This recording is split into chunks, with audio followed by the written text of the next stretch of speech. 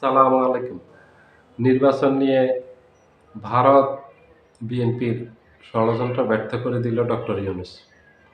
নির্বাচন যেন নির্দিষ্ট সময় হতে না পারে এটার জন্য ভারত অনেক আগের থেকে চেষ্টা করতেছে। আপনারা জানেন এটা আলোচনায় আছে দীর্ঘদিন থেকে যেন আমাদের দেশে সুষ্ঠু সুন্দর একটা নির্বাচন হতে না পারে এবং এই আগামী ফেব্রুয়ারিতে যেন নির্বাচনটা হতে না পারে।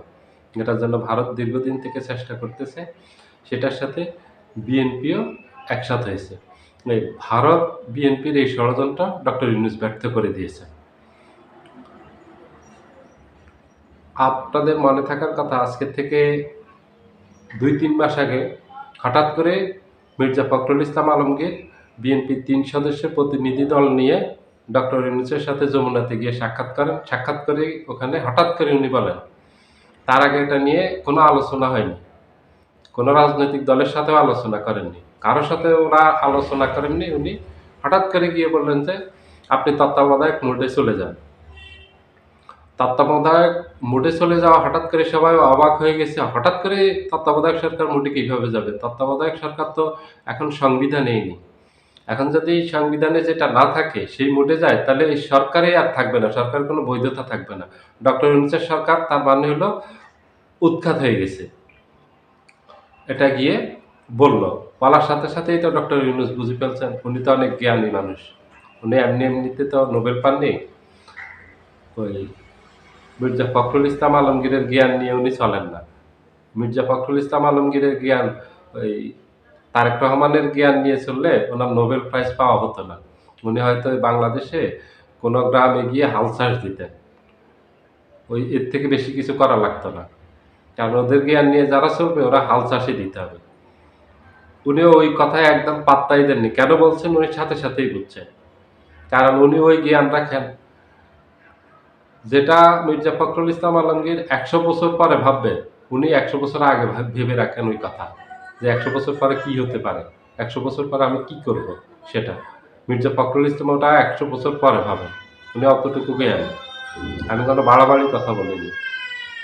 উনার কাছাকাছি মানুষ যারা উনার সাথে মিশছেন তারা উনার জ্ঞান সম্পর্কে জানেন।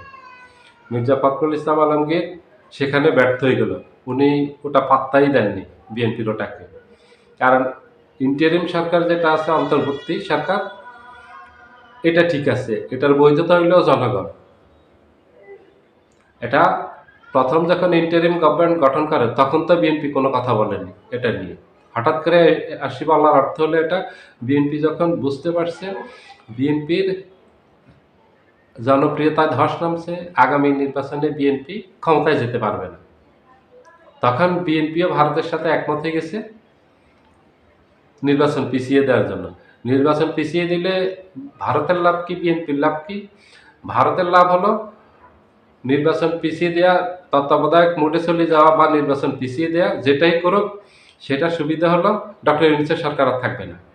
ভারতের মূল ভয় হলো ডক্টর ইউনূস। ডক্টর ইউনূস যে পদক্ষেপগুলি নিচ্ছেন আওয়ামী লীগের বিরুদ্ধে, ভারতের বিরুদ্ধে, আমাদের দেশের স্বার্থ রক্ষা করে, ভারত এটা চাচ্ছে না। ভারতের সাথে ডক্টর ইউনূস চোখে চোখ রেখে কথা বলতেছেন, এটা সবাই জানেন। যে আমাদের দেশের ইতিহাসে ভারতের সাথে এইভাবে চোখে চোখ রেখে পররাষ্ট্রনীতি গ্রহণ করছেন শহীদ প্রেসিডেন্ট জিয়াউর রহমান আর ডক্টর ইউনূস শুধু। ভারত দেখেন ডক্টর ইউনূসের সাথে কোনোভাবে পারেনি। বহু চেষ্টা করছে ভাঙার জন্য, মোচড়ানোর জন্য, ভাঙতেও পারেনি, মোচড়াতেও পারেনি। ওনার বিশাল ব্যক্তিত্বের জন্য। এটা ভারত খুব ভালোভাবে জানে ডক্টর ইউনূসকে দিয়ে ভারত কোনো কিছুই নিতে পারবে না। কোনো ফায়দা নিতে পারবে না। এটা পারবে আমাদের দেশে ২ টা দল আছে। একটা হলো আওয়ামী লীগ, যেটা ভারত সবসময় নিয়েছে। গত ১৭ বছর তো এমনভাবে নিয়েছে, হাসিনা ২ হাত ভরে দিয়েছে। হাসিনা তো বলছে যে ভারতকে ২ হাত ভরে যা দিয়েছে ভারত এটা কোনোদিনই ভুলতে পারবে না। এটা তো সত্যি কথা। যা চেয়েছে তা দিয়েছে। চাওয়ার আগেই দিয়ে দিয়েছে। আর আরেকটা দল হলো বিএনপি।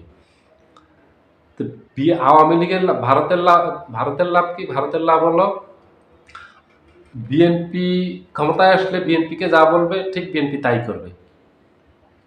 বিএনপি থেকেও আওয়ামী লীগের মতো সুবিধা পাবে। আর বড় সুবিধা হলো ভারতের স্বার্থ রক্ষা করবে বিএনপি। দ্বিতীয় হলো সুবিধা, আওয়ামী লীগকে বাংলাদেশের রাজনীতিতে পুনর্বাসন করবে। এই যে আওয়ামী লীগকে বাংলাদেশের রাজনীতি থেকে নিষিদ্ধ করা হলো, আওয়ামী লীগকে নিবন্ধন বাতিল করা হলো, শেখ হাসিনার বিরুদ্ধে হত্যা মামলা, অসংখ্য হত্যা মামলা করা হলো, ফাঁসির রায় দেওয়া হলো, এগুলি সব বাতিল হয়ে যাবে। সব আওয়ামী লীগ বিএনপিকে দিয়ে বাতিল করে নিবে। তাহলে আওয়ামী লীগ, ভারতের মূল লাভ হলো ভারতের স্বার্থ রক্ষা হবে বিএনপিকে দিয়ে। দ্বিতীয় লাভ হলো আওয়ামী লীগের রাজনীতি পুনর্বাসন করা বাংলাদেশে। আওয়ামী লীগ রাজনীতিতে ফিরে আসতে পারবে। আওয়ামী লীগের যে রাজনৈতিক নিষেধাজ্ঞা আছে সেটা প্রত্যাহার করা হবে। আওয়ামী লীগকে যে রাজনীতি থেকে নিষিদ্ধ করা হয়েছে সেটা বাতিল করা হবে এবং আওয়ামী লীগের নিবন্ধন ফিরিয়ে দেওয়া হবে। আওয়ামী লীগ বাংলাদেশের রাজনীতি করতে পারবে এবং ২৬ সালের নির্বাচনে আওয়ামী লীগ অংশগ্রহণ করতে পারবে এই নির্বাচন পিছিয়ে দিলে এবং তত্ত্বাবধায়ক সরকার এই ব্যবস্থা মোডে চলে গেলে। তত্ত্বাবধায়ক সরকার ব্যবস্থায় মোডে তো যাওয়া সম্ভবই না। হযবরলের একটা সরকার গঠন করবে বুঝ দেওয়ার মতো মানুষকে, তখন ডক্টর ইউনূস ওই সরকার থাকবে না। উনি না থাকার অর্থ হলো যেন তেন একটা সরকার গঠন করে যেন তেন একটা নির্বাচন দিয়ে বিএনপি ক্ষমতায় যাওয়া। বিএনপির চিন্তা হলো এখন কিভাবে ক্ষমতায় যাবে, কারণ এখন বিএনপি জনপ্রিয়তায় যে চরম ধস নামছে, বিএনপি যে আগামী নির্বাচনে বিজয়ী হবে না বিএনপি এটা নিশ্চিত হয়ে গেছে। আগামী নির্বাচনে বিএনপির পরাজয় নিশ্চিত। বিএনপির নেতাকর্মীদের আগে বক্তব্য দেখেন আর বর্তমান বক্তব্য এবং মনোভাব দেখেন, কাজকর্ম দেখেন, দেখলেই বুঝতে পারবেন বিএনপি নিশ্চিত হয়ে গেছে যেতে পারবে না। এখন বিএনপি যে কোনো একটা উপায় খুঁজতেছে যাওয়ার জন্য, সেটা ডক্টর ইউনূসের সরকারকে যে কোনো অবস্থাতে হোক ফেলে দিয়ে যেতে হবে। এবার এটা সাংবিধানিকভাবে হোক অসাংবিধানিকভাবে হোক। এই জন্য মির্জা ফখরুল ইসলাম আলমগীর এই প্রথম বলছেন তত্ত্বাবধায়ক মোডে চলে যাওয়ার জন্য। দ্বিতীয় যে কাজটা করছে, ডক্টর ইউনূসের সরকারের বৈধতা নিয়ে একটা রিট করছে এই যে গত মাসে ২৫-২৬ তারিখের দিকে, সেটা হাইকোর্ট খারিজ করে দিয়েছে। তৃতীয় আরেকটা রিট করছে নির্বাচনকে পিছিয়ে দেওয়ার জন্য। নির্বাচনকে পিছিয়ে দেওয়ার জন্য আরেকটা রিট করছে, এটা হলো এই নির্বাচন কমিশনে নিবন্ধিত একটা দল, এটার নাম হলো বাংলাদেশ কংগ্রেস। এই দলের সাধারণ সম্পাদক ইয়ার আহমেদ, এটা গতকালকে হাইকোর্ট এটা খারিজ করে দিয়েছে, এটাও খারিজ করে দিয়েছে। মির্জা ফখরুল ইসলাম আলমগীরের চেষ্টা ব্যর্থ, ষড়যন্ত্র যেটা করছিল তত্ত্বাবধায়ক মোডে যাওয়ার জন্য সেটা ব্যর্থ। ডক্টর ইউনূসের সরকার অবৈধ ঘোষণা করার জন্য হাইকোর্টে গিয়েছিল, সেই রায়ও ব্যর্থ, সেটা হাইকোর্ট খারিজ করে দিয়েছে। নির্বাচন পিছিয়ে দেওয়ার জন্য আরেকটা রিট করা হয়েছে, সেটাও গতকালকে খারিজ করে দিয়েছে, সেটাতেও বিএনপি ব্যর্থ।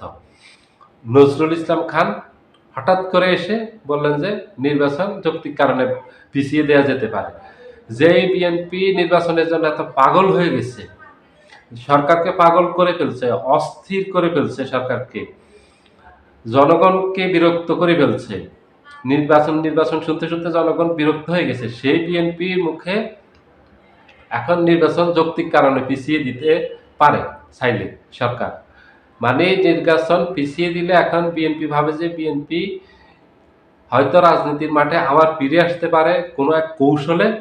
এখন যে এই সময় আছে, এখন যদি নির্বাচনের তফসিল ঘোষণা করে তাহলে বিএনপি আগামী নির্বাচনে বিজয়ী হওয়া সম্ভব না। আর পিছিয়ে দিলে কয়েক মাস, হয়তো ৫-৭ মাস পিছিয়ে দিলে বিএনপি হয়তো মাঠের রাজনীতিটাকে কৌশলে নিয়ন্ত্রণে নিতে পারবে, নিলে আগামী নির্বাচনে বিজয়ী হয়ে ক্ষমতা গ্রহণ করতে পারবে, ক্ষমতায় যেতে পারবে। বিএনপি এই দিবাস্বপ্ন দেখতেছে। বিএনপির এইসব কূটকৌশল সবাই বুঝে। ডক্টর ইউনূস বিএনপির এগুলি একটাও পাত্তা দেননি, পাত্তা না দিয়ে এইসব ষড়যন্ত্র সব ব্যর্থ হয়ে গেছে ডক্টর ইউনূসের কাছে। ডক্টর ইউনূস এগুলি কোনো কিছু পাত্তা দেননি। উনি এই যে ২-১ দিনের ভিতরে তফসিল ঘোষণা করবেন এবং ফেব্রুয়ারির মনে রাখবেন ১০ তারিখের ভিতরে প্রথমার্ধেই নির্বাচন হয়ে যাবে।